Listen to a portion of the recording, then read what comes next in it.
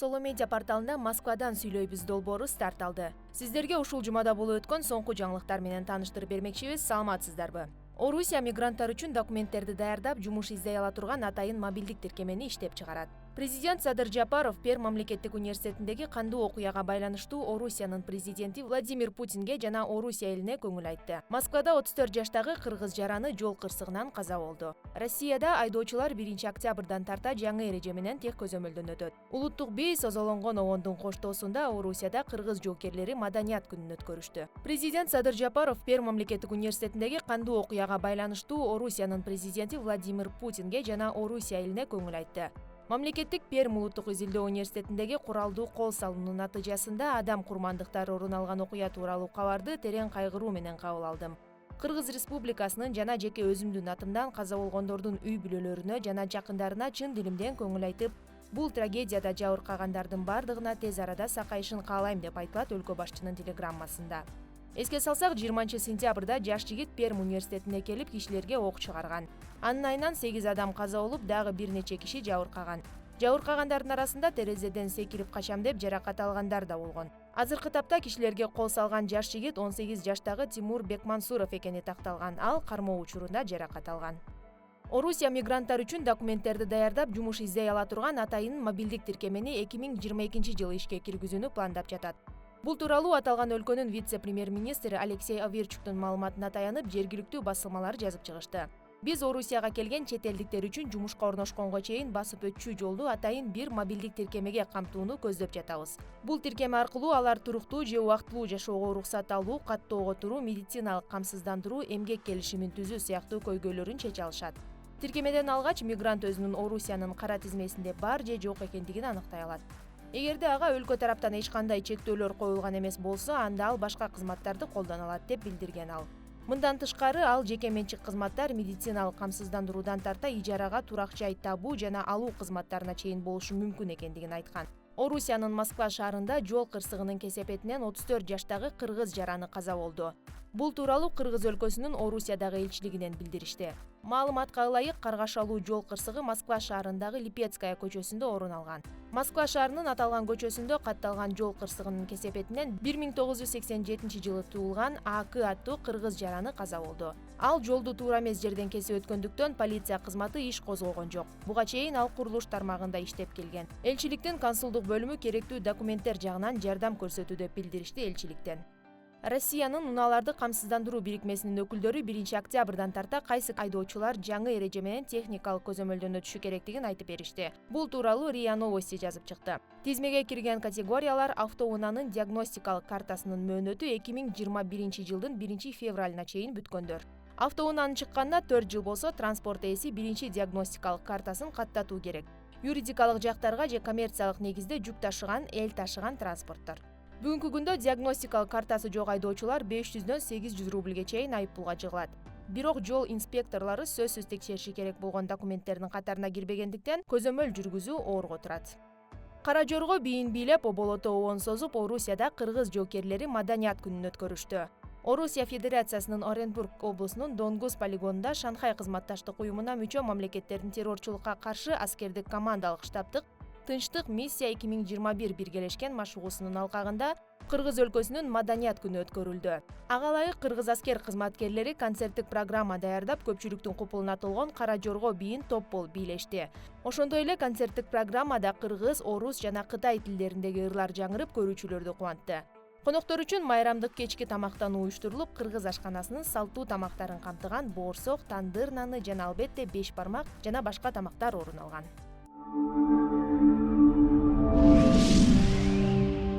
Москвадан сүйлөйбүз долбоорунда бир гана Орусия өлкөсүндөгү жаңылыктар менен гана эмес, ал жерде эмгектенип мигрант катары же болбосо окуп жүргөн каармандарыбыз менен дагы маектешмекчибиз. Ал эми бүгүнкү каарманыбыз Россия өлкөсүндө иштеп, ошол менен бирге окуп жана ошол жерден үй бүлө курган биздин кыргыз жараныбыз Калыйнур Калмурза уулу менен маектешип, ал качан, эмне себептен кеткен жана ал жака барып кандай ийгиликтерди багындыра алганы жөнүндө маектешмекчибиз. Андыктан өзүңүздөр күбө болуңуздар. Алло, саламатсызбы байке? Мен аты жөнүм Алиман Эсенкалык кызы, Solo Media порталынан чалып атам. Эң алгач эле ошо өзүңүз жөнүндө айтып берип, өзүңүз тааныштырып кетсеңиз, Кыргызстандын кайсыл жеринен болосуз? Канча жаштасыз? Мен аты жөнүм Калайнур Халмырза уулу. Кыргызстанда Токтогул районунда туулуп өсүп чоңойгон. Учурда 27 жаштамын. Москвага ушул келгениме 4 жылдын жүзү болду. Бул жакта студентмин, мигрант десем да болот. Ушундай. Студентмин деп калдыңыз, ал жакта окуйсуз демек? Азыркы учурда негизи башта айтып өтпөдүмбү, студентмин. Бул жерге Москвага келип ушул азыр окуп атканыма 2 жылдын жүзү болду. Ал 3-жыл кетип атат. Аспирантурада ушул политология боюнча Московский педагогический государственный университет деп коет. Юго-западта ушул жерде окуп атабыз политология боюнча. Анан эми андан тышкары бир гана окуу менен чектелген жокпуз. Негизи иштеш да керек. Себеп дегенде азыр үйлөнгөнүмө 1 жыл болуп калды. Анан үй бүлөлүү болгондон кийин баягы окуудан тышкарыда иштегенге өттүк.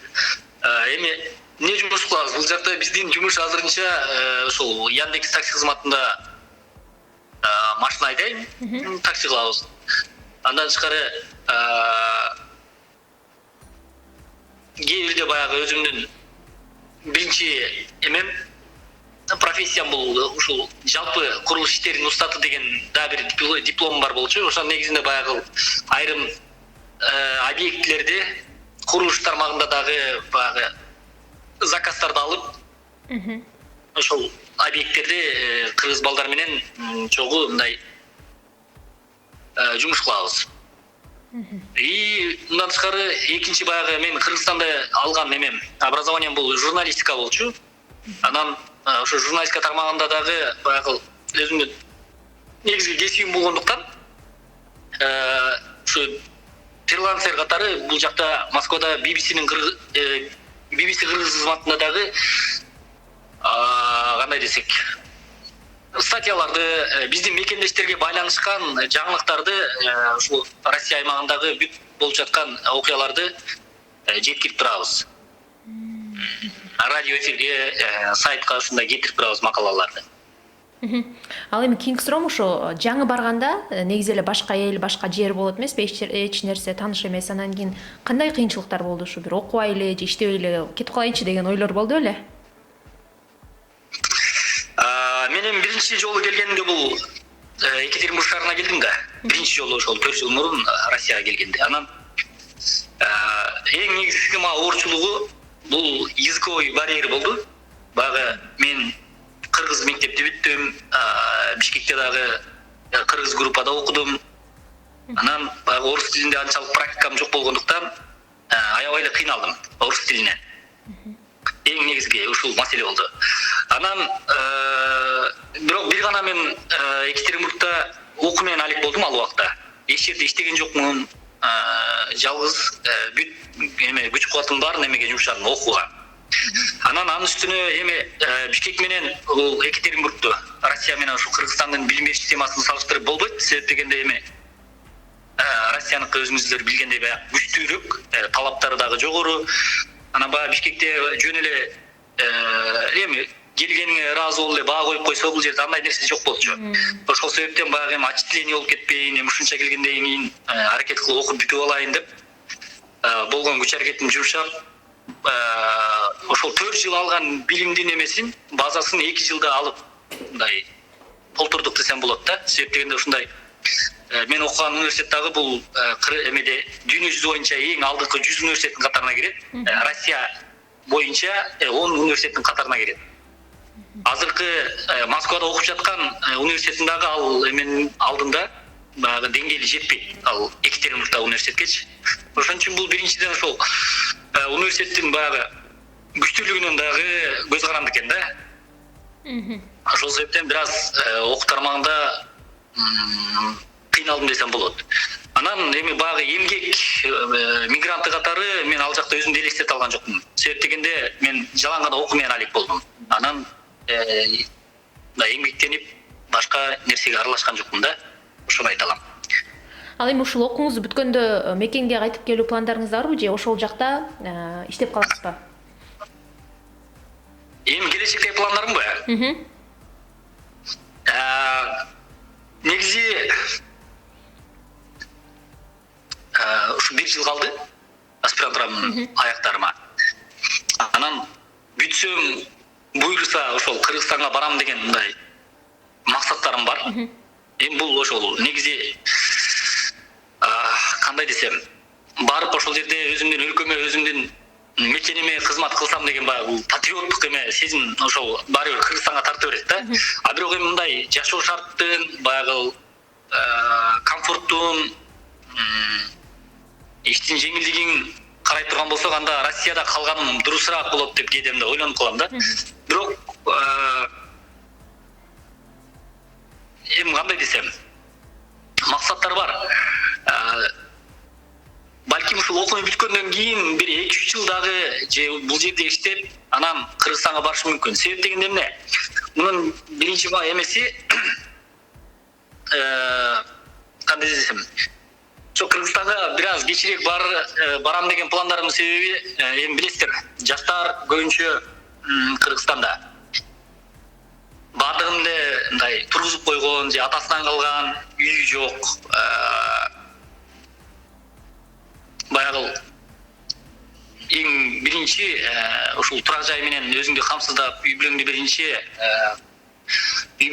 шарт түзүп бериш керек да. Ошол себептен азыр мен эле эмес, көптөгөн жаштар ушул Россия аймагында баягы өзүнө бир үй алып алайын, тамсалап алайын деп, же жер алып алайын деп ушундай максаттар менен жүрүшөт да.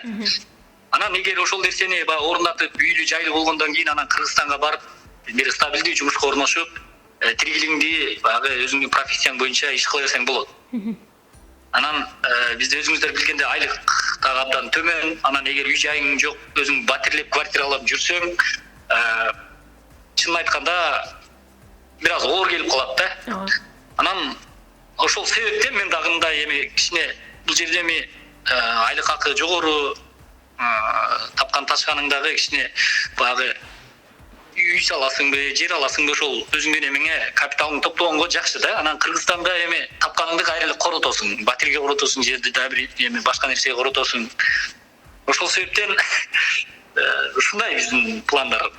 Эми буйруса сразу окуумду бүткөндөн кийин барсам дагы балким 1-2 жылдан кийин, бирок сөз ошол өзүмдүн финансылык эмелерди чечкенден кийин барышым мүмкүн. Ушундай. Чоң рахмат сизге, Калыйнур мырза. Ошо убактыңызды бөлүп бизге ошо чалып сүйлөшөлү, маек алалы дегениңиз макул болгонуңуз үчүн. Сизге бир эркин микрофон берели, элибизге каалоо тилегиңиз болсо, элге сагынычыңыз болсо айтып алсаңыз болот. Сиздерге да чоң ыраазычылык билдирем. Ушул чет жерде жүргөн мекендештердин ал акыбалын сурап, байланышка чыгып туруңуздар. Ошол жалпы кыргыз элиме чоң салам айтам. Сиздер менен Соло медиа порталынан Москвадан сүйлөйбүз долбоорунан мен Алиман Эсенкалык болдум. Эгерде сиздер дагы Орусия өлкөсүндө жашап, ишиңизге же болбосо өзүңүздүн бизнесиңизге кандайдыр бир жарнама керек болуп жатса, биз жарнамалап берүүгө даярбыз. Ал эми сиз өзүңүздүн ишиңизди жарнамалоо үчүн сөзсүз түрдө бизге байланышсаңыз, биздин эшигибиз дайыма сиздер үчүн ачык. Кийинки көрүшкөнгө чейин сак саламатта аман туруңуздар.